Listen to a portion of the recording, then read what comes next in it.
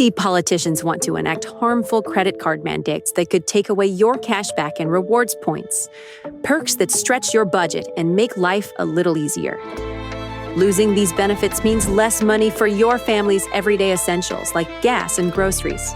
The perks you rely on could disappear, leaving you with higher costs and fewer options. Tell Congress to guard your card and oppose the Durbin-Marshall credit card mandates. Paid for by Electronic Payments Coalition.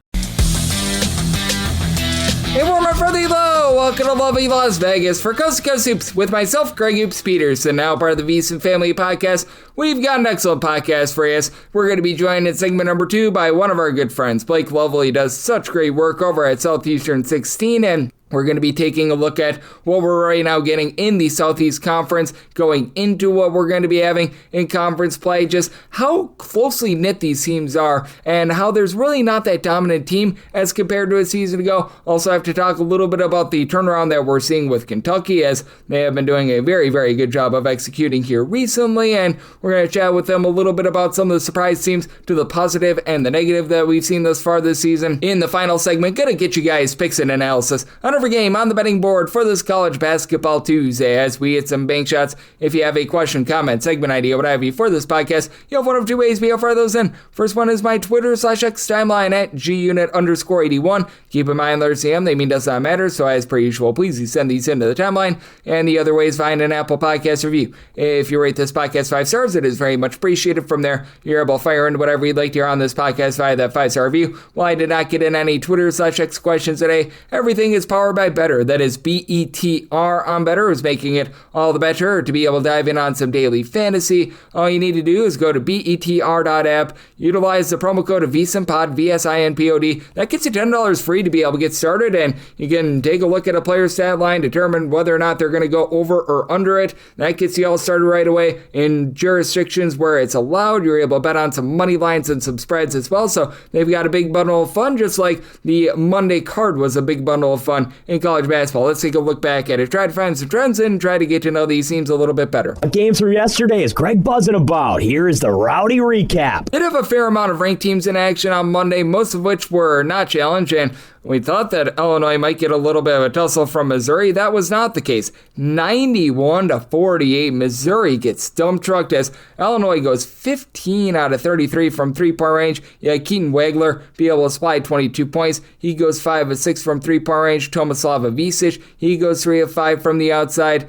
Off the bench, Ben Humericus was able to supply 9 points for Illinois. They actually lose the turnover battle 11-10, but they win that rebound battle 43-24. As for Missouri, they shoot just 29% from the floor, so that's not necessarily a great look from the SEC. This was a little bit better look. West Georgia was able to cover the number against Georgia, but that's because it was 30 plus 103-74. The Bulldogs get the job done. They only go 9-29 from 3. And West Georgia, they cover this number because they go 9-21 from 3, but still a good performance here out of Luke Kane, who had 20 points, 9-13 from the floor. Jeremiah Wilkerson, 19 points. Georgia wins a rebound battle, 55-35. They win the turnover battle, 17-10. So even though they don't cover, no issues there. And you did have a lot of the big favorites be able to cover their numbers on Monday. LSU was not one of them, though, as LSU, they got a very surprising test from Prairie View. That was a game where both teams were able to get to over 50 points in the first half, so hair-brainy craziness there. 104-90 was the final, as LSU was down 56-51 at the half. For LSU, they go 43-49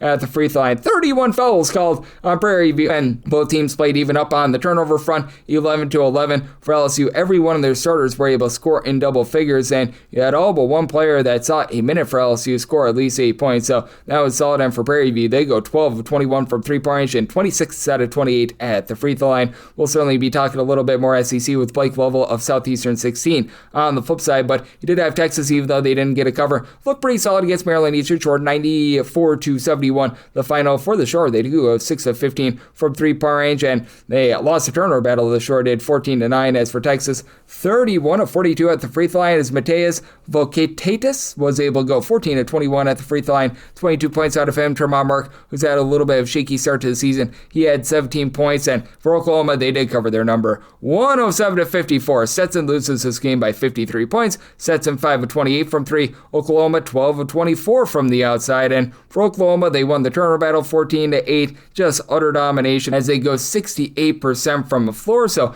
nice clean win there. In terms of other ranked teams, North Carolina just absolutely takes it to East Carolina. 99 to 51 the final. It is very clear that the Michael Schwartz era in East Carolina not going great as the team went 2 of 22 from 3, and they lost to a North Carolina team that went just 19 of 30 at the free throw line, but Caleb Wilson another double-double, 21 points, 12 rebounds. Henry Vassar 16 points, 10 rebounds. Seth Trimmel's now back. He had 12 points, and for North Carolina, they go 12 of 25 from three-point range and won the turnover battle 17 to 12. You had American not be able to cover their big number against Virginia. Virginia a 95 to 51 winner. As for the Cavaliers, they go 9 of 23 from 3, and American 8 of 35 from the outside, and for American, they lose a rebound battle 45 to 23. Thaddeus DeRitter was able to supply 27 points, 8 rebounds to be able to lead the way. So nice clean win from Virginia. No cover here from BYU, but still a convincing win over Eastern Washington. 109 to 81 the final as BYU 16 out of 42 from three-point range with AJ Demansa putting up a triple-double, 33 points, 10 boards, 10 assists, and Richie Saunders was able to supply 22 points as well. BYU wins the turnover battle 14 to 9. They win the rebound battle 42 to 31. But for Eastern Washington, they were able to cover this spread thanks to Kyrie Huey being able to supply 17 points. So yay verily there, and yay verily if you laid the points with Kansas. They absolutely take it to Davidson 90 to 61 the final. No Mr. Peterson in this one for Kansas, but even though you didn't have the one of the top picks in terms of the draft upcoming, you have Flory Badunga be able to supply 18 points, pair of steals, 8 rebounds. He was solid, and then you had 18 points.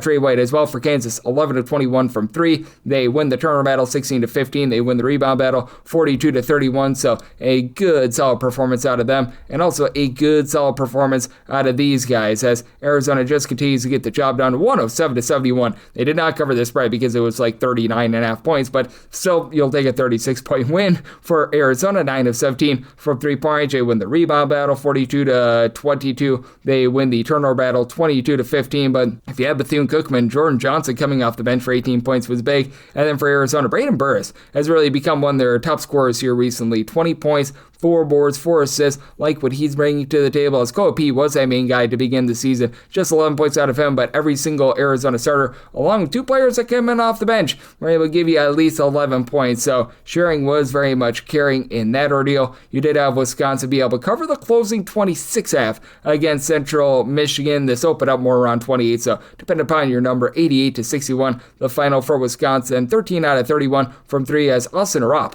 went 18 points, 4 of 7 from three-point range, and Nolan Winter made it feel like winter for the Chippewas. 18 points, 8 rebounds. He was able to do a rock-solid job for Wisconsin. They actually lose the turnover battle 9-8, but they win the rebound battle as for Central Michigan, only 22 rebounds in this one. For Fordham, they were able to get a nice quality win and cover against New Haven 65 to 47. The final, this Fordham team has been one of your better defensive teams out there in the mid-major ranks. They win the rebound battle 38 to 24, and for Fordham, they shoot 50% from the floor with being able to get 19 points out of Jure Reeves. So certainly a team to be watching for in the Atlantic 10. If you're looking at some late night action, Northern Iowa, they get the cover against St. Mary's. St. Mary's just barely ekes this one out, 63 to 58 the final, as St. Mary's just 4 of 20 from three-point range, but did a good job on the glass, won that rebound battle 42 to 25 with Paulius Marsoukas supplying 20 points, 7 rebounds. Every one of the starters for St. Mary's, by the way, at least 5 rebounds apiece, so they did a great job on that front. But for Northern Iowa, Trey Campbell helped the team be able to get that cover. He was able to give them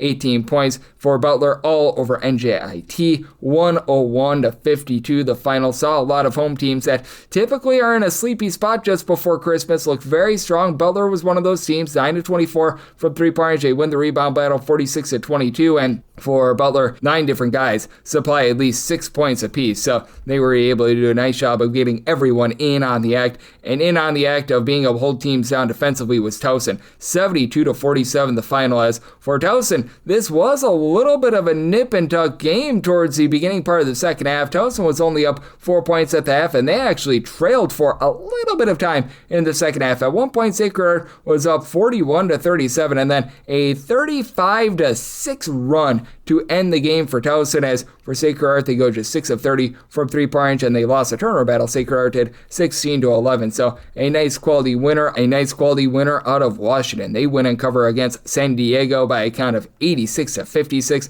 Not to be confused with the San Diego State Toreros, who they played the non-Division I Whittier Poets, and not poetic that they won by over 50 points in that game. But for Washington, Hans Steinbach continues to be the main attraction. 21 points, 14 rebounds. As for Washington, they win the rebound battle 46-28. They win the turnover battle 18-12. So nice clean domination to be able to wrap up the night for them. And Zot, the UC Irvine Anteaters looked very solid to be able to close up the night as well. 89-70 the final for Irvine, outside the top three in terms of points scored on a per possession basis entering in the night. You couldn't tell it in this game, as Darren Sarr and Jurian Dixon, they combined for 27 points, and Kyle Evans down low, 22 points, 8 rebounds, 4 blocks, and for Norfolk State, they lose this game by 19, but despite going 8 of 15 from 3-point range, as they lost the turnover battle by a count of 15-10. And for UTEP, it's not looking like it's going to necessarily be an amazing season for them. They ended up playing in the earlier game in that Sun Bowl Classic against North Dakota State, though. They did get a win in this game, 76-66, so perhaps that'll turn the tide for them a little bit. And,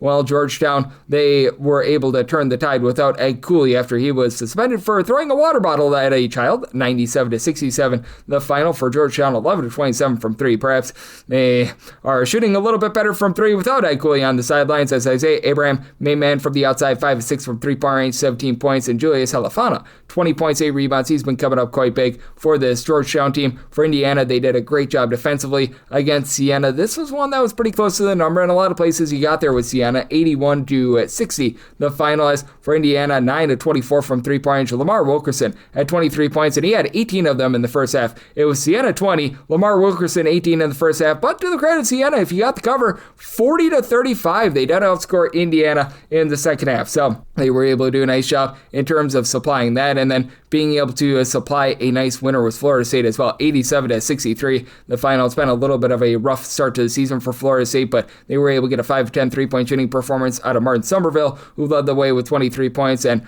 for Florida State, they only generate 7 turnovers in this game, but Jacksonville was 5 of 31 from 3-point range, so that was a little bit not quality for them, to say the least, but this was quality. High Point is right now one of your top teams in terms of points scored on a per possession basis, taking care of the ball, and boy, did they take care of Bryant. 93-47 the final, and for Bryant, they had 22 turnovers to 18 made field goals, and High Point, well, they were not a low point thanks to Brandon Housen supplying 18 points. Scotty Washington, he was able to throw in their 17 as well, so very much a team to be watching moving forward, and Stonewall is a team to be watching for in terms of fade. 77-48, they fall to Syracuse. Syracuse's defense has been solid. The offense, not so much, and for Syracuse, they did go 14-29 at the free throw line. They are currently in the bottom 5 in all of college basketball, if not number 1 after this night in terms of their free throw shooting percentage, but 9-21 from 3-point range. You're still waiting to see when you're going to be able to get Donnie Freeman back out there on the floor, but in the interim, Nathan George, 22 points, and J.J. Starlin, who's been a little bit more pedestrian with his scoring thus far this season, he was able to supply 20 points as well. And then you had Fairleigh Dickinson actually play relatively close against Boston College, 72-61.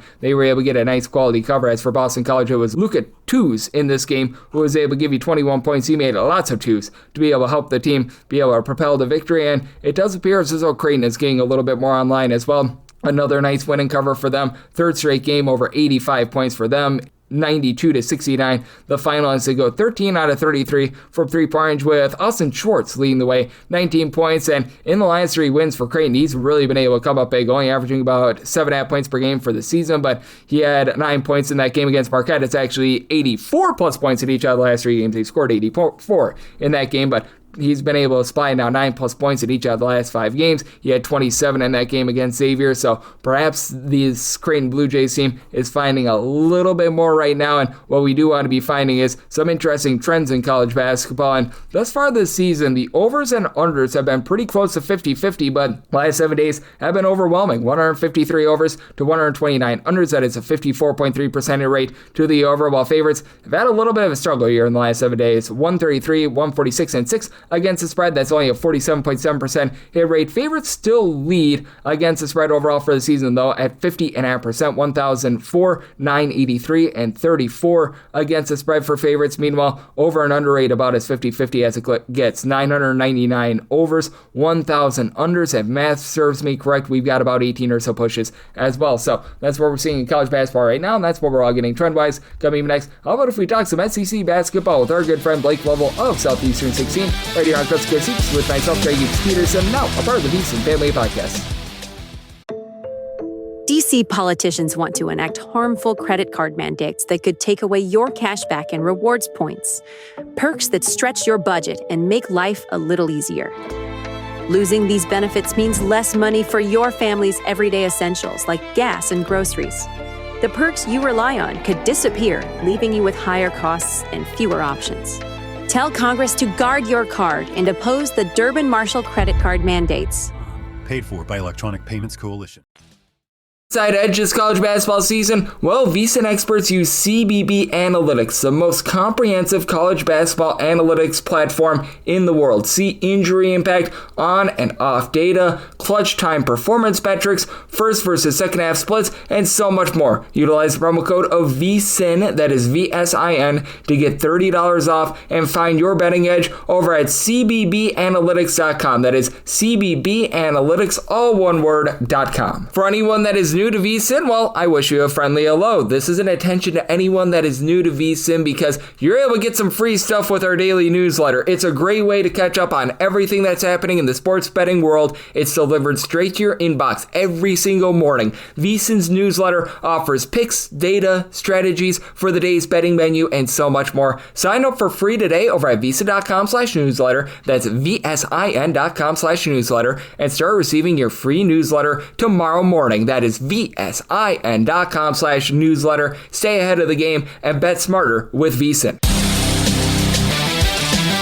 And we're back to lovely Las Vegas for Coast to Coast Seats with myself, Greg Peterson, now part of the VSiN Family Podcast. Always great to be joined by this man as we've got Blake Lovell aboard. He does such great work over at Southeastern 16, looking at this great game that we all know and love of college basketball. I know that he's dialed in on a little bit of everything college basketball as he does a great job out there in the great state of Tennessee, being able to decipher it all. You're able to follow him on the old Twitter/X at the Blake Lovell. Last name is spelled Lovell. And Blake, always a pleasure, my friend. Thank you. Yeah, thanks as always for having me, Greg. Blake, it has been an interesting year in the SEC, and we both came in and we tried to warn people coming into the year that we probably weren't going to see 14 teams make it to the NCAA tournament for the SEC, but I want to get your thoughts on this because the way that I see the SEC this year is that maybe you don't have that surefire Final Four contender or anything like that, but I just feel like there's going to be a lot of brutality in the SEC, and I would argue that this year the margins are even thinner between like team number 3 and team number 12 that they were a season ago, because it feels so we've got a lot of teams that are very close to equal in this conference. Yeah, I think that's it right now. Is just I don't think you're seeing just that kind of large gap, whereas last year, we kind of knew dominant Final Four, Elite Eight type teams were. And, there was a bit of a difference between them and the rest of the group. And you're not going to have that this season, I think. And we've seen that so far. I mean, really, every team except for Vanderbilt right now has a blemish on their resume. And, it's kind of something where you can sort of pick apart every team in the SEC and just be like, hey, there are things that this team has to work on if they're going to be a second weekend NCAA tournament type team, not just a Final Four team, but like even a second weekend type team. And even, a team like Vanderbilt too. I mean, we saw in the game against Memphis, didn't handle the ball well against pressure and those kind of things. I don't know if that's a one-time thing or will that be something where you run into other SEC opponents to try to do that a bit. I mean, I think you can certainly look at all these teams and feel like there's a lot of teams just jumbled together right now. And I think it's going to make for pretty fascinating, SEC play because, there are some teams I think at the bottom that really don't feel like they have that same kind of like NCAA tournament upside that so many teams had this, past season. But at the same time, you may still see them get some wins over teams that are, 4, 5, 6, something like that, just because, there's not, like you said, that big of a gap there on the teams on the bottom half. So, yeah, it's going to be interesting. And I think, again, it's just such a drastic difference from where we were last year. But, now you got a lot of teams that so far really need to keep getting better wins to add to their resume, or, maybe the SEC does wind up going from 14 to single-digit NCAA tournament teams. Yep, it's going to be interesting to see what we get out of the SEC moving forward. And the team that was really the big disappointment from this conference seems to be turning it around a little bit more. As I know that we talked about this team about a week or so ago in Kentucky. They go out there, get the job done against Indiana, which looked like to be a little bit of a turning point. Things were not great to begin the game against St. John's, but they find a way in the second half to get it done. And now they're going to play Bellarmine on Tuesday. And if they lose to Bellarmine on Tuesday, that would be about 1,500 steps back for them. But that said, how do you take a look at a Kentucky team that, it's been rough for them to begin the season, but they do seem like that team that seems to be flipping the switch and could really be able to go on a run here in SEC play?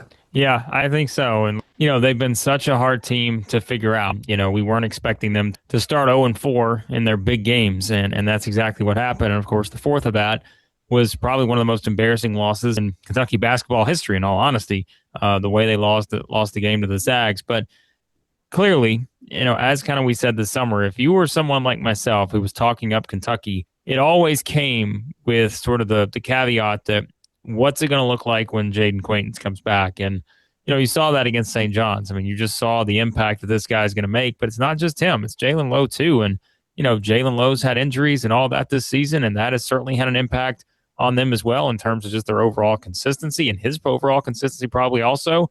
And so when you get these two looking like they did against St. John's, you now kind of have a team that, one of the biggest strengths it felt like was their overall depth. And even though, you have coaches and, people questioning their effort and that kind of stuff at one point not too long ago, I think you see a team that has a lot more confidence now. And really, who knows? Maybe all it took was just playing well enough to get a win against Indiana and just using that and saying, all right, that's one. Let's just keep this thing going. You get the boost of having JQ back. And now, again, you've got a team that I think, don't be surprised if Kentucky winds up being a team that can still win the SEC. And it's wild to say that after what we saw on December 5th. But I just think that with those two guys, if they're able to stay on the floor the rest of the way, there are a few teams out there that have as much talent as Kentucky. And I think, with Otega Oweh, someone else who a lot of people were questioning, and maybe even himself in that press conference about the effort and those kind of things coming out of that Michigan State game, he's a guy that has sort of figured it out, I think, over the past couple of weeks. And so, yeah, it seems like everything is kind of going in the right direction again for the Cats. And good thing since they start SEC play at Alabama on January 3rd.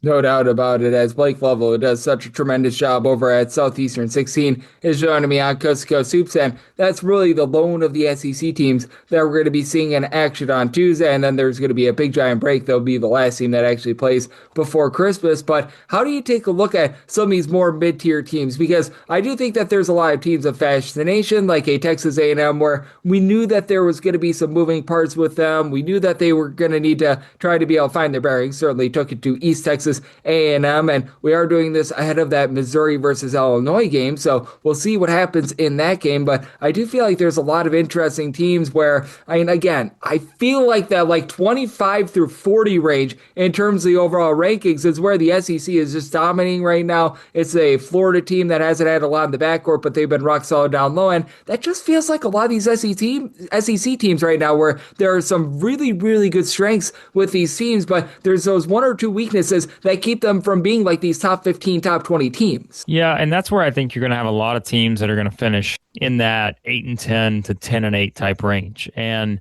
in recent years, that was an easy lock to get you into the NCAA tournament. If you finished at 8-10, you were in a pretty good position in the SEC just due to the overall strength of the league. Last year we had 4 8-10 teams. They all got in. Even I think the year before was it Mississippi State got in at 8-10. I think Arkansas got in at 8-10. The year before that, Mississippi State also as well. So this year it's going to be different. I don't know that, right now, let's say Texas A&M, Missouri, Oklahoma, they all go 8-10 in the SEC. I don't know if that's going to be enough to get all those teams in the NCAA tournament. There may be one that gets in from that group, But it really just depends on, again, where your wins are coming from. And that's the problem so far, is that, you just have a league that has not banked the amount of quality wins that they did last year, and nowhere close, to be honest. And I think that's where, when you see where all these teams stand, it kind of is one where, what do you make of a Texas A&M? They're scoring a lot of points, and they look like they're playing better over the past month. It's kind of an ugly start. But, hey, I could argue that maybe A&M feels like a team that could finish in the top half or something like that, just because outside of that overtime loss to SMU, they've looked really good, and they look like they have the offensive elements to just go out and outscore a lot of people. And we've seen that work out for some SEC teams in recent years that kind of make their way into that sort of sleeper type range. And so, yeah, like, what do we make from Texas? The UConn game looked pretty good. Came up short, but hey, maybe they're making moves. Like you said, we'll see with Missouri based on the outcome of the Illinois game. Oklahoma seems like they're heading in the right direction. I don't know what to make of Auburn. Auburn's had some good, but they've also not come close in, 3 of their 4 games against actual, what look like, NCAA tournament championship contenders. Yeah, like, there are just so many teams like that. And I think you really just have to wait and see how it's going to play out. Look at Georgia. Georgia's a great example. Like, I think Georgia's been great this season. But I also can tell you that Georgia doesn't have a single quad 1 or quad 2 win right now. And, so I don't know if I can just go all the way with Georgia just yet until I see them against SEC competition. So there's a lot of teams like that. And I think resumes is really the most important part of this because, yeah, you're going to have some teams in that 8 to 10, 10-8 type range where you're not going to have a guarantee this year that all those teams are getting in.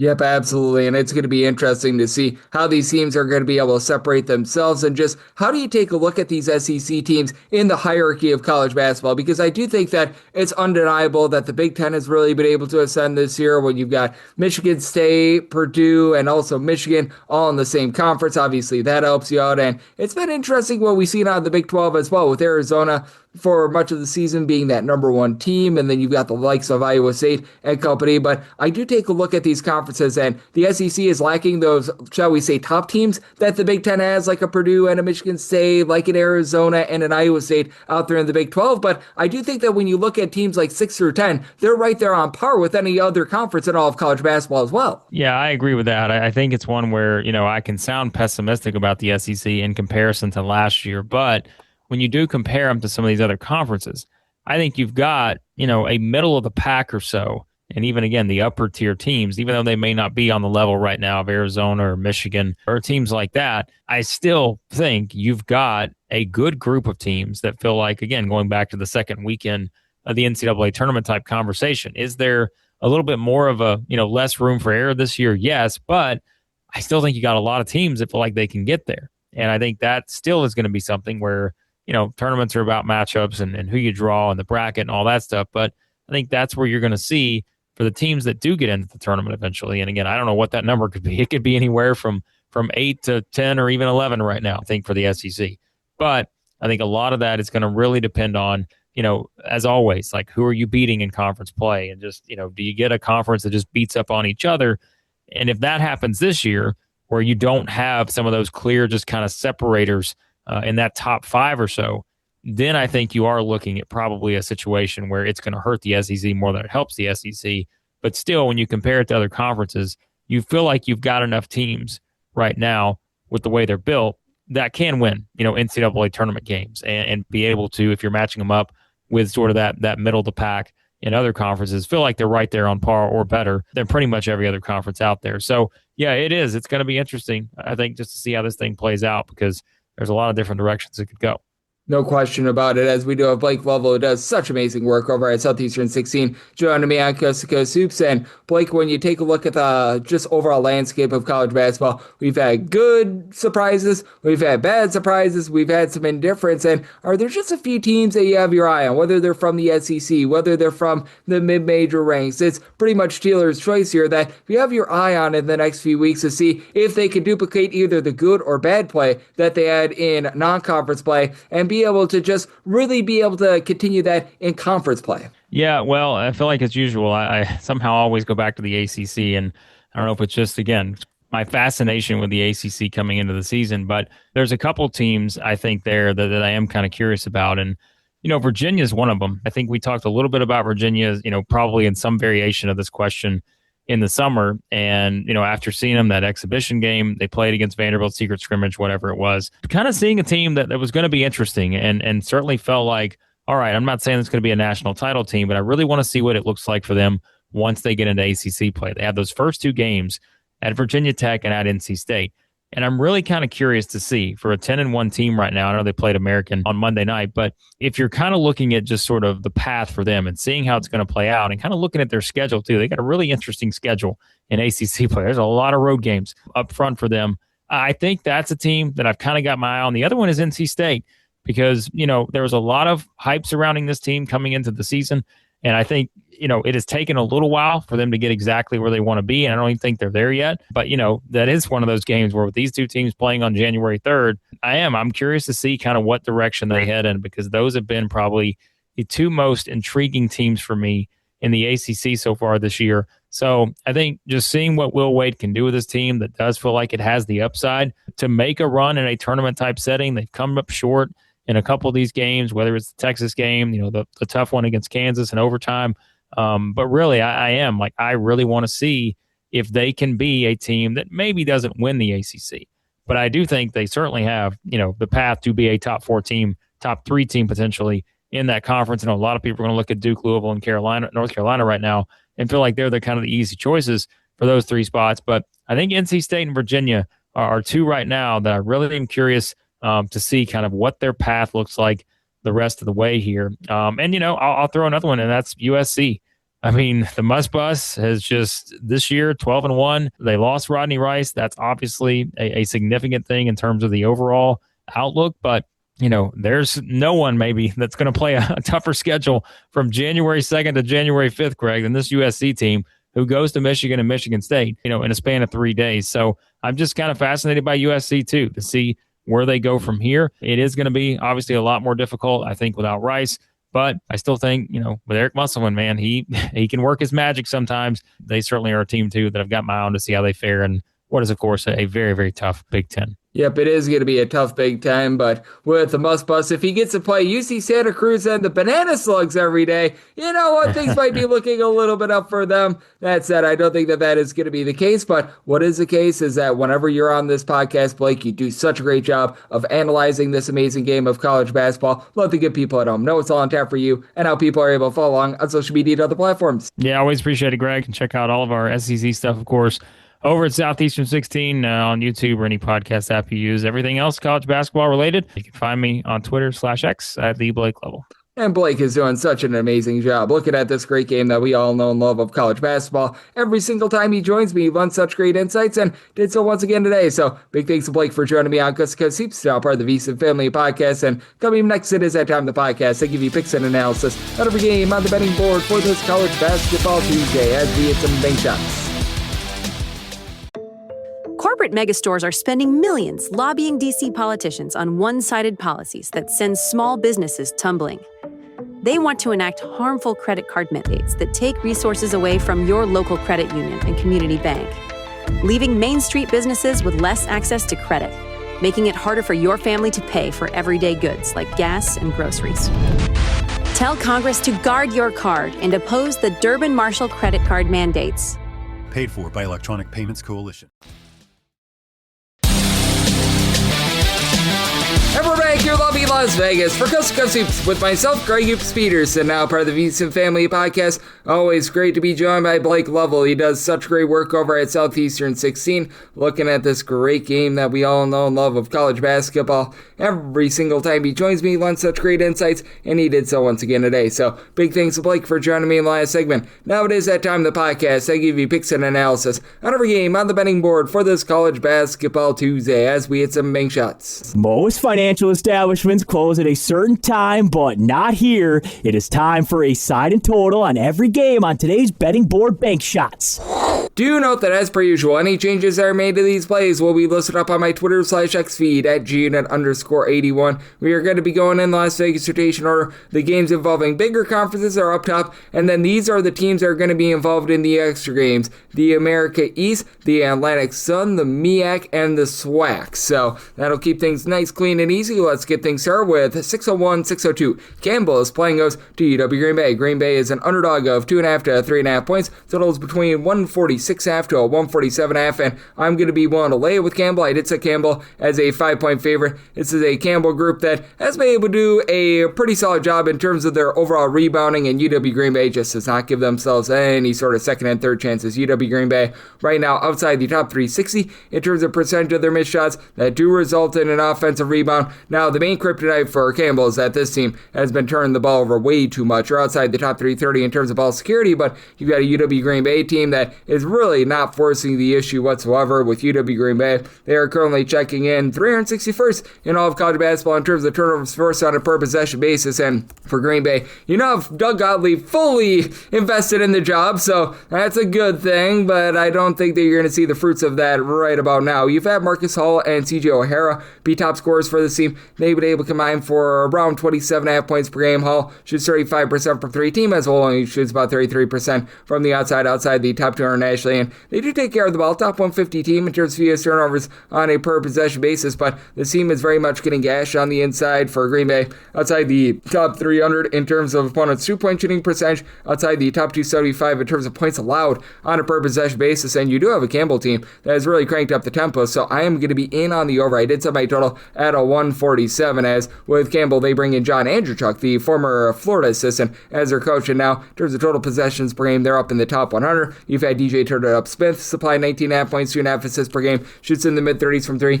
Campbell not shooting well from three. They're only shooting about 29.5% from the outside themselves, but top 150 team in terms of percentage of their missed shots that result in an offensive rebound, and they've been a top 225 team in terms of generating turnovers as well. They're very much forcing things to the inside. Opponents are taking over 65% of their shots from 2-point range. That's a top 20 2-point shot mark in all of college basketball. And they've got two big men in Chris Fields along with Davideus Butka, who have combined for 30 points, just under 19 rebounds per game as well. So I do think that that's going to win out in this spot. And then Jeremiah Johnson, a little bit of an X factor with 10.5 points. He's been able to do a nice job on the defensive side of things as well. So set my total 147. I like the over. And with Campbell, I'm going to be willing to lay up to 4.5 with them. Battle for Florida, 603-604 on the card. Florida Atlantic is on the road against Central Florida, and Central Florida finds themselves as a favorite of 8.5 points total. You're going to be getting this between 162.5 and 164.5. I did set a total of 161. I do like the under. You've got two teams that have not necessarily been the world's greatest on defense, and you do have two good 3-point shooting teams. Central Florida, as a matter of fact, 11th in the country in terms of their 3-point shooting percentage, and then Florida Atlantic is 75th, but I do like the under because neither of these teams are pushing tempo the way that they did in past years. For Florida Atlantic, we're right around about 190th in terms of total possessions range. Central Florida down to about 112th, and while Florida Atlantic is shooting overall 36.4% from three, that is 42.3% from three at home. That goes down to about 31.5% when they're away from home, and that's a big reason why I'm willing to lay it with Central Florida. I set Central Florida as a favorite of 9 points. Devin Vanterpool has been very rock solid for this Florida Atlantic team. He's right now supplying 16.5 points, 7 boards, 2.5 assists, 2.5 per contest, shoots in the mid-30s from three, and Cannon Carlisle does give you 14.5 points and 3 assists per game, but he's sloppy with the ball with about 2.5 turnovers per game. He's just a ball hog. I wish I could put it any other way. And he's shooting less than 30% from 3-point range now. He's been dealing with a little bit of injury. Should be good to go in this game, though, but I mean, he was pretty ineffective in that game against St. Mary's a few nights ago, and he's been playing limited minutes, which honestly I don't think is the world's worst thing for this team because you've got someone like a Xavier Pendleton who's able to see more minutes, 7.5 points on 40% 3-point shooting. Devin Williams shoots 39% from three, and as a matter of fact, of your top 5 scorers, Carlisle is the only one that shoots below 34.5% from 3-point range, and it is a Florida Atlantic team that, to their credit, they've done a great job on the glass. Top 75 team in terms of percentage of their missed shots that result in an offensive rebound. They've been a top 200 team in terms of generating turnovers, but this is also a unit that does not guard the 3 well. They're back outside the top 300 in terms of opponents' 3-point shooting percentage, and I do think that Central Florida sees a little bit of regression with shooting over 40% from 3-point range, as you've got Riley Kugel and Jordan Burks combining for about 27 points per game. Both shoot 40+% from three, and Themis Felix is shooting 53% 40% from the outside. He's been able to supply the team 12.5 points per game. Matter of fact, among players that have made at least 1 3, each of their top 7 scorers with at least 1 3 made, shooting at least 36.4% from 3. That includes a big man, Michael Silva, 12.5 points, 9 rebounds, and he's a big reason why the Central Florida team is a top 50 team in terms of percentage of their own missed shots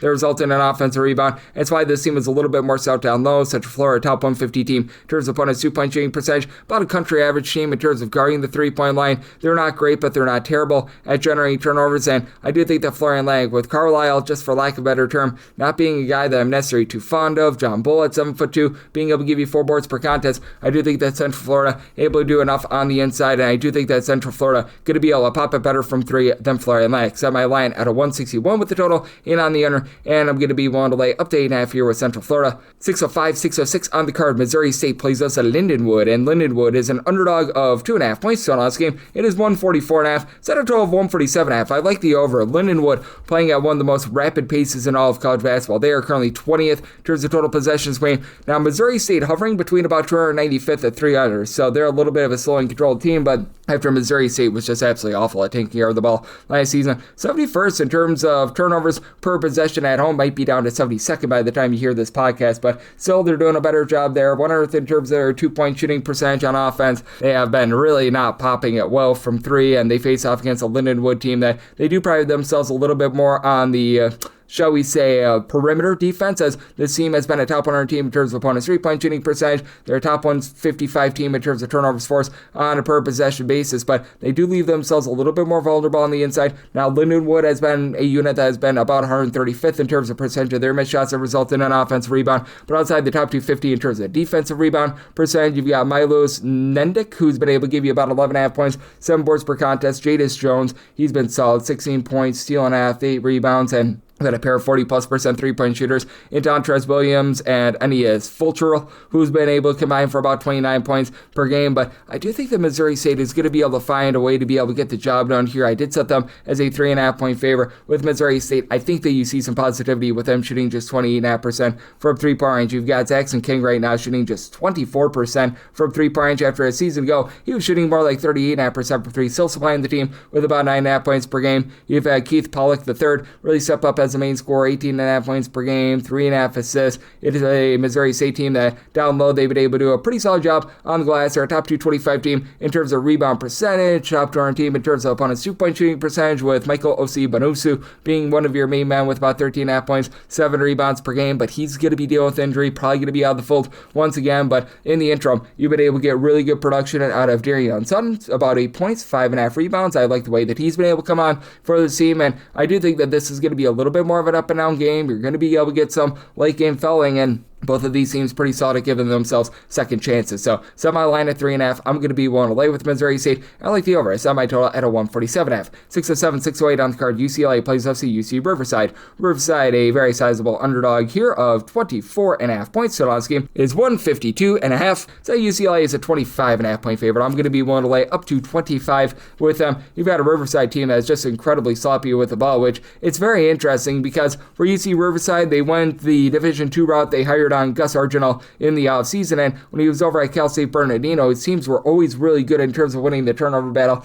Not so much the case this year. UC Riverside, 321st in terms of turnovers per possession on offense, outside the top 250 in terms of generating turnovers. Now, UCLA is currently shooting 40.3% from 3-point range. That's a top 15 mark in all of college basketball. I think that goes downward for Riverside. They have been outside the top 240 in terms of opponent's 3-point shooting percentage, but to have Mikhail Worthy, who comes over from UMass, supplying about 14.5 points, 4.5 boards, a little bit over 3 assists per game. He's been a mid-30s 3-point shooter, and UC Riverside as a whole, they shoot about 35.5% from 3. Andrew Henderson, who comes on down from the Division II ranks, 17.5 points, 4.5 boards. He's been solid, shooting 37.5% from 3. Dylan Godfrey, he's a guy with some size that's able to shoot 39% from the outside. It's a Riverside team, though, that's not going to give themselves a lot of second and third chances. They've been outside the top 275 in terms of their offensive rebound percentage. Now they're okay in terms of not giving up a lot of second and third chances. basis. They've been a top 125 team in terms of the defensive rebound percentage as well. And for UC Riverside, they're pretty solid on the inside. This has been a top 135 team with regards to their own 2-point shooting percentage, so they've been able to convert those. But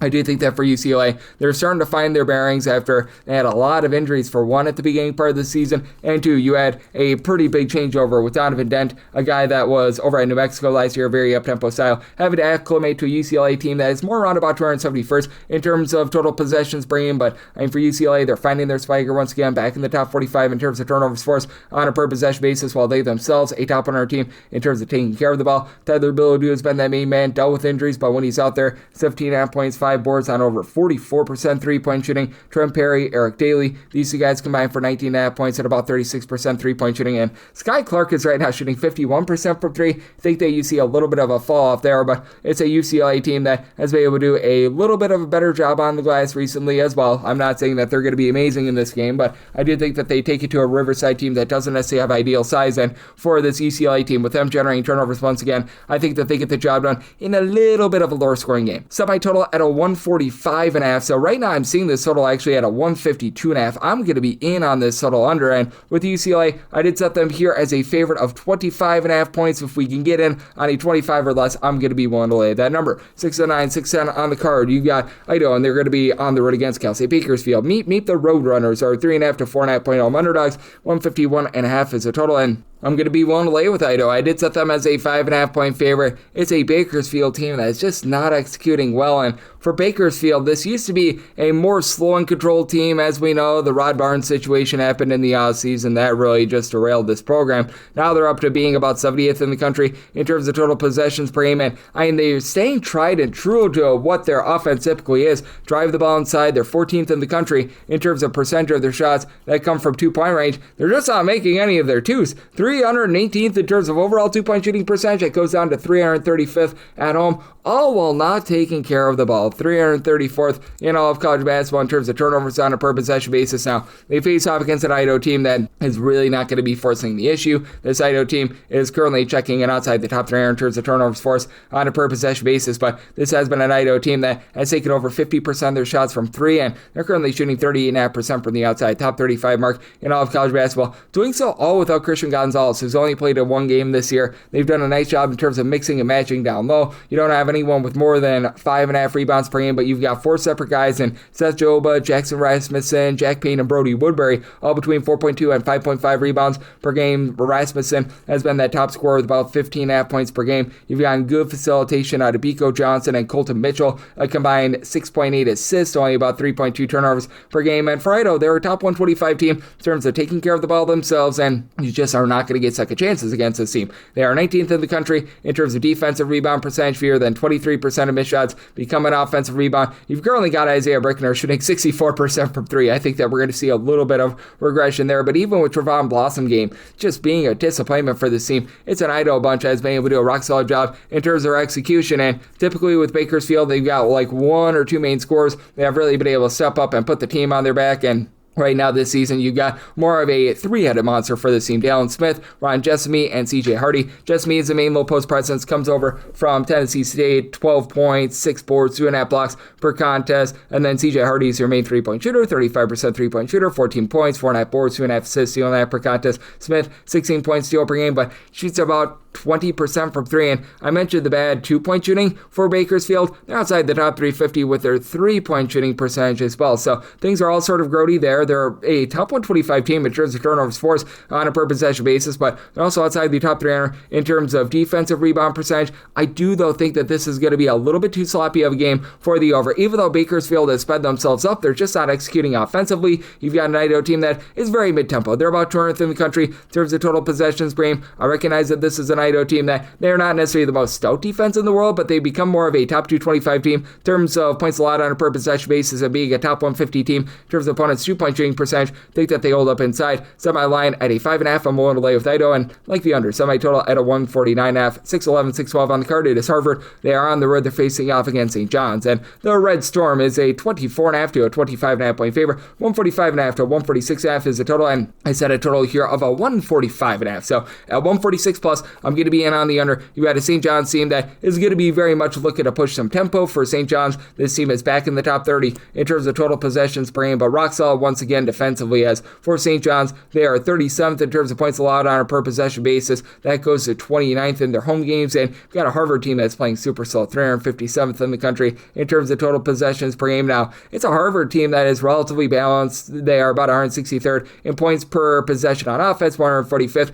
in terms of points allowed on a per possession basis, but you do have a Red Storm team that should be able to dominate on the inside. Harvard is only about 269th in terms of offensive rebound percentage. St. John's is grabbing over 35% of their missed shots that result in an offensive rebound, and I know that things have been a little bit up and down for the St. John's team, but you've got relatively good balance with this team, with 6 different guys give you at least 9.3 points per game. Dylan Mitchell has been able to give you about 6 boards of steal and app per contest, and it is a St. John's team that is going to take the ball away from you. Top 75 team in terms of turnovers forced on a per possession basis. Top 75 team on opponent's 2-point and 3-point shooting percentage, with Bryce Hopkins being your main scorer and a very versatile piece. 14 points, 4.5 boards, shoots in the mid-30s from 3. Ozias Sellers has really been able to lift this team up with his 3-point shooting. He and Jusan Seton combined to shoot about 41.5% from 3, with these two guys combining for about 22 points per game. Ian Jackson has been neither here nor there, 11.5 points, shoots in the mid-30s from 3-point range, and this is a Harvard team that they bring back a lot of experience from a season ago, but you need a little bit more from the outside from Robert Inn. Right now, your top scorer with about 17 points per game, but he shoots 23.5% from 3-point range. Now, the guys around him, like Tay Barber, has been able to shoot 42% from 3, 12 points per game. Thomas Beatty's the second, probably not going to continue to shoot 55% from 3, but he's been able to shoot 55% from 3 with 10.5 points per game. With Barber and Inn, they're combining for about 11 rebounds per game, and it's a Harvard team that has been able to do an okay job of taking care of the ball. Top 225 team with that regard, and they're not allowing a ton of second and third chances. Top 125 team in terms of defensive rebound percentage, but they are getting gashed outside the top 250 in terms of opponent's 2-point shooting percentage. I did set a line here of a 25.5, so at 24.5, I'm going to be willing to lay it with St. John's, and at a 146 or higher in on the under semi-total at a 145.5. This last game on the normal Las Vegas betting board before we hit the extra games, 6-13, 6-14. Villanova is on the road against Seton. Seton,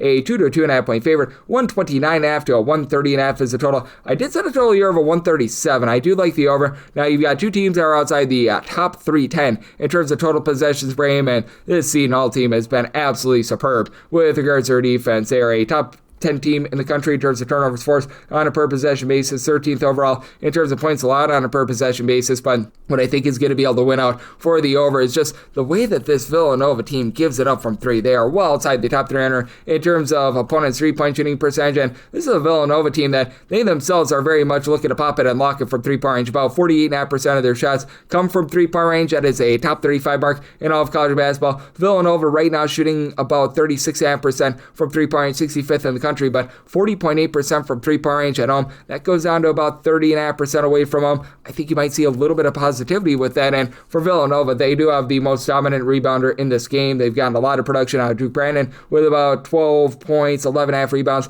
per game, but this is a team that they don't really give you a lot of shot blocking down low, and I do think that Seton is going to be able to take the fight to them, so I do like Seton in this ordeal. And with regards to this Villanova team as well, they've been quite fortunate with teams only shooting 64% at the free throw line against them. And for Seton, you don't necessarily have that like one main headline scorer or anything like that, and they have been dealing with a little bit of injury. Najai Himes, I know, has missed a game or two, but still, you've got TJ Simpkins along with AJ Stan McCray combining for 25 points per game. Simpkins shooting 50% from 3. We should see a little bit of regression there. Stan McCray, more like 37%. You should be able to have that keep on going, but Adam Clark has been a do-it-all guy. 2.2 steals, 10 points, 5.5 assists. Not a guy that's really going to pop it from 3, but he just gets everyone else involved. And then it's a holds greater than some of its parts approach with regards to rebounding with Stephon Payne and Hines, who I mentioned before, combining for about 12 rebounds per game. You've had Elijah Fisher give about 9.5 points, a steal per game. This team just does a really good job as a collective of being able to execute, and they do a pretty good job in terms of their rebounding as well. They've been a top 100 team in terms of rebound percentage, and they're a top 15 team in terms of shot blocking as well. Hines and Payne a combined 4.1 blocks per game. I do think that this Seton team is going to be able to find some good looks from 3-point range against Villanova. Villanova exploit that to be able to get the job done. I do think they get some late game following. So set a total of 137. I like the over, and I'm willing to lay up to 5.5 with Seton Hall, and now we hit the extra games. The normal betting board picks are complete, but there are some extra games today, so we go into the bonus. 306-539, 306-540. You've got Binghamton, and they're going to be on the road against Army. Army finds themselves as a favorite of 7.5 points. 142.5 to 143.5 is the total, and I set my line at 4.5. I'm going to be willing to take the points with Binghamton. The big thing that Binghamton has going for them is that they're going to have the best rebounder in this game. That'd be Demetrius Lilly with 14.5 points, 9.5 rebounds per game. Now, Binghamton is not doing a whole lot right in general. They're outside the top 340 in their three-point shooting percentage at 28.7%. They are absolutely getting bludgeoned with regards to turnover battle. They are 295th in terms of total possessions per game, so they're very slow. Binghamton 353rd in terms of turnovers forced on a per possession basis, committing the second most turnovers per possession when they're away from home, but Army just 330th in terms of turnovers forced on a per possession basis, and only 12 teams are scoring fewer points per possession at home than Army. So I think that you get a slog of a game here. I set my total 137.5. I like the under. Jeremiah Quigley, he does a nice job of doling it out for this Binghamton team. 6 assists, 13 points per game. Doesn't shoot it well from 3 at 16%. We should see a little bit of positivity here. Jackson Bengini has been able to shoot about 32% from 3, 9 points per game, and with this Army team, this is a unit that really, other than their current main facilitator in Ryan Curry, they lost pretty much everything from a season ago. Curry, 13 points, 4.5 boards, 4.5 assists, shoots about 32.5% from 3-point range, but it's an Army team that is having all sorts of issues with regards to their perimeter play, and even on the inside, they're outside the top 250 in terms of opponents' 2-point shooting percentage. They are dead last in the country in terms of shot blocking as well. They only average 1 block per game. Now, you do have Jason Holloway, Jackson Furman, both give you about 10.5 points per game, and Furman has been able to shoot about 40% from 3-point range. This Army team has been outside the top 200 with regards to their own ball security as well, though not doing a bad job on the glass. They've been a top 250 team in terms of their overall rebound percentage, but they're just not executing well with regards to their offense, and they're currently taking a whole bunch of threes. As a matter of fact, depending upon the day, they are either number 1 or number 2 in percentage of their shots that come from 3-point range, and currently they're shooting 30.9% from 3-point range, 275th in all of college basketball, so I think that you get a bricklaying expose with a lot of sloppiness, a lot of turnovers, and that keeps Binghamton lively. I set my line at a 4.5, so I'm willing to take the points with Binghamton, and I like the under. Set my total at a 137.5. 306-541, 306-542. It is Kentucky. They play us to Belleramine, and Belleramine is a sizable underdog, anywhere between 33.5 to 35.5 points. So on this game between 152.5 to 153.5. Make Kentucky the 35.5 point favorite. So at 35 or less, I'm going to be willing to lay it. Kentucky, for all the warts that they've had on offense, they're still actually 41st in the country in terms of points scored on a per possession basis. They are 39th in terms of fewest turnovers on a per possession basis, and Otega always seems to be finding it a little bit more. He had a really rough start to the season, but he's back up to averaging 14.5 points per game, 16 plus points in 4 of the last 5 games, now shooting about 34.5% from 3, and the outside shooting has really been the kryptonite for this Kentucky team. They're down to shooting less than 32% from 3-point range, but now they get to go up against the Bellarmine defense as one of the worst offensive teams in all of college basketball, outside the top 345 in terms of points allowed on a per possession basis. That goes down to 350th away from home. They're allowing teams to shoot about 34.5% from 3 outside the top 250 with that regard, outside the top 350 in terms of opponents' 2-point shooting percentage, and Bellarmine does not give themselves any sort of second chance. It's a bottom 10 team in the country in terms of offensive rebound percentage, though you do have Jack Garzinski, who's right now supplying about 20.5 points per game, shoots 37% from 3, has dealt with a little bit of ailment, but should be good to go here. I know that Tyler Doyle has dealt with a little bit of injury. He should be out once again in this game. He was a nice guy along the perimeter for the team that was playing about 6 points per game, but in his absence, you've had Keenan Gooding along with Brian Waddell be able to step up, combine for about 26.5 points, 4 assists per game, and it's a Bellarmine team that they do an okay job of taking care of the ball. They only turn the ball over about 12 times per game. You're going to get absolutely no shot blocking whatsoever out of this team, and now for Kentucky, they get back Jane Quantins, who was one of the best shot blockers in all of college basketball over at Arizona State. Mohamed Diabate, he was dealing with injury, 11.6 rebounds per game, and this is a Kentucky team that they should be able to do a really nice job in terms of pile driving the ball inside. They've been a top 55 team in terms of their 2-point shooting percentage. Denzel Aberdeen has been able to give you about 11.5 points per game, and it is a Kentucky team that is playing a little bit more slowly than what we've seen in past years. Kentucky is down to, in terms of total possessions per game, that neighborhood of about 155th, but it does feel like they're starting to speed things up a little bit more, and Bellarmine is typically a slow and controlled team back there once again about a 306th, but I think that the overall inefficiency of Belleramine with regards to their defense, while being a top 200 team in terms of points scored on a per possession basis, enough for the over. So set total of 155.5, like the over, and with Kentucky, one to lay up to 35 with them. 306-543, 306-544. Grambling is on the road against Ohio State and the Ohio State University. 26.5 to 27.5 point favorites. 147.5 to 148.5 is the total, and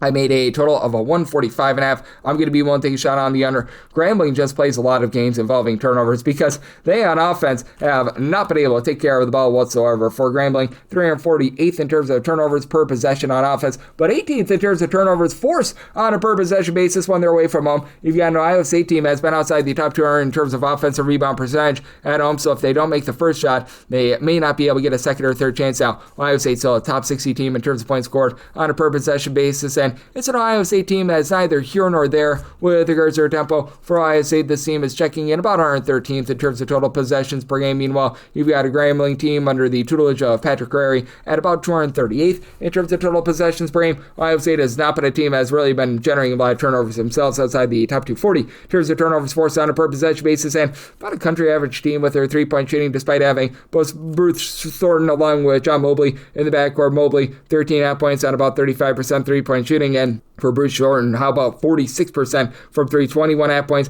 4.5 assists, stealing half per contest. He has been incredible. This team is a top 100 team in terms of taking care of the ball, and even though they don't grab a lot of second and third chances, this has been a nice by committee sort of rebounding team. You've got 5 different guys who have been able to give you at least 4.4 rebounds per game, but I do think that Grambling is going to be able to do an okay job in this spot. I set my line at a 27 right now. We're between 26.5 to a 27.5. Personally, I would rather take 27.5 rather than lay 26.5, mainly because with Grambling, they do have a little bit of continuity with Crary coming out over from Florida A&M, bringing with him Roderick Coffey, who's been very versatile.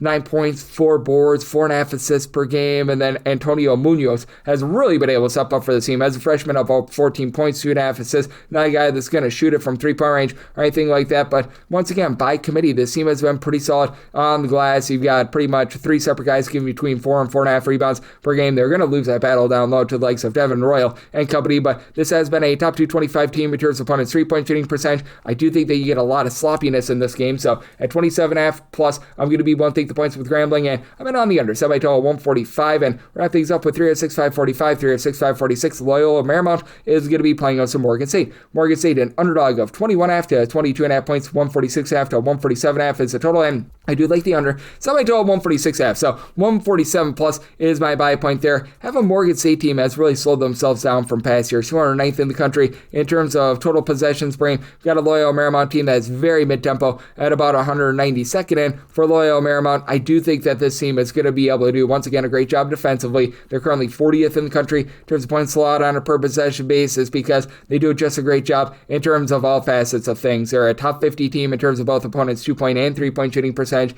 They've been a solid team in terms of generating turnovers. Not maybe amazing, and this team is not going to be like super duper imposing on the glass. You've only got 2 guys with over 4 rebounds per game, Aaron McBride along Jalen Shelley. They've been able to combine for about 13 rebounds per game. Shelley is supplying about 12 points per contest, and they were dealing with a bit of an injury to their top scorer, Jan Vide, who began his career over at UCLA. He's come back the last 2 games, a little bit limited in those last 2 games, but he should be able to give this team a little bit of a spark. He's right now shooting 55% from 3. Do you think that there's going to be a little bit of fall off there? And Marymount as a whole, they shoot about 37% from 3. That is a top 75 mark in all of college basketball. Ronnie Brown and MJ Amy have been your main guys with about 30 points per game. They combine to shoot about 39% from 3-point range. And for Morgan State, this has been a team that's been stronger with regards to their backcourt rather than their front court. This is despite the fact that you've got a true 7-footer out there in Dallas James, who's been able to give you a little bit on the inside, along with another 7-footer, Christian Oliver. But those 2 7-footers combined for 5 rebounds per game. You need a little bit more on that front. The shot blocking, honestly, has not been too bad with this team, but you're going to need to get a bit more there. You got Alfred Worrell, who's been able to supply about 14 points per game, but he's not shooting it well from 3. And Morgan State as a whole, they shoot 27.5% from 3-point range, and it's hard to say that I expect a lot of positive regression here. Out of your top 6 scorers, nobody shoots above 30.3% from 3-point range. These are not guys with a track record of being able to really make threes, and for Morgan State, they're not looking to pop a lot of threes. In terms of percentage of their shots that come from 2-point range, they do rank in the top 30 nationally, so this is going to be a team that's going to be looking to pile drive the ball down low, and I just don't think that they're going to be able to do a great job with that regard, as right now you do have a bunch in Morgan State that's just not developing a lot of second and third chances, and being outside the top 275 in terms of ball security, turn the ball over nearly 14 times per game, I do think it's going to be a little bit costly, and this is a Loyola Marymount team that has been a little bit suspect with regards to their interior offense outside the top 175 in terms of their overall 2-point shooting percentage, and they get to go up against a Morgan State team that is outside the top 300 in terms of opponent's 3-point shooting percentage, so do think that Loyola Marymount is going to look to go bombs away from the outside. I semi-total at a 146.5, so at a 147 plus, I'm in on the under, and I'm willing to lay up to 22 here with Loyola Marymount, and that'll wrap things up for the Tuesday edition of Coast to Coast Soup, part of the VSiN Family Podcast. Big thanks to Blake Lovell. He does such great work over at Southeastern 16. He joined me in the last segment. If you do like hearing from this fine podcast, Coast to Coast Soups, you're able to subscribe wherever your podcasts, Apple Podcasts, Google Play, Spotify, Stitcher, and TuneIn. If you have a question, comment, segment idea, what have you for this podcast, you have one or two ways we offer those in. First one is my Twitter/X timeline at @GUnit_D1. Keep in mind, letters CM, name does not matter, so as per usual, please do send these into the timeline. Other ways, find an Apple Podcast review. If you rate this podcast 5 stars, it is very much appreciated. From there, you're able to fire in whatever you'd like to hear on this podcast via that 5-star review, and I'm with you guys every single day on this podcast with picks and analysis on every game every day. Unfortunately, not a lot of games the next few days, but I will still be coming at you guys with a podcast. I have not missed a day in over 2,100 straight days, so even on Christmas, you're going to get a fresh podcast. So happy holidays to you all. I'll be back with you once again tomorrow. Thank you. DC politicians want to enact harmful credit card mandates that could take away your cash back and rewards points. Perks that stretch your budget and make life a little easier. Losing these benefits means less money for your family's everyday essentials like gas and groceries. The perks you rely on could disappear, leaving you with higher costs and fewer options. Tell Congress to guard your card and oppose the Durbin-Marshall credit card mandates. Paid for by Electronic Payments Coalition.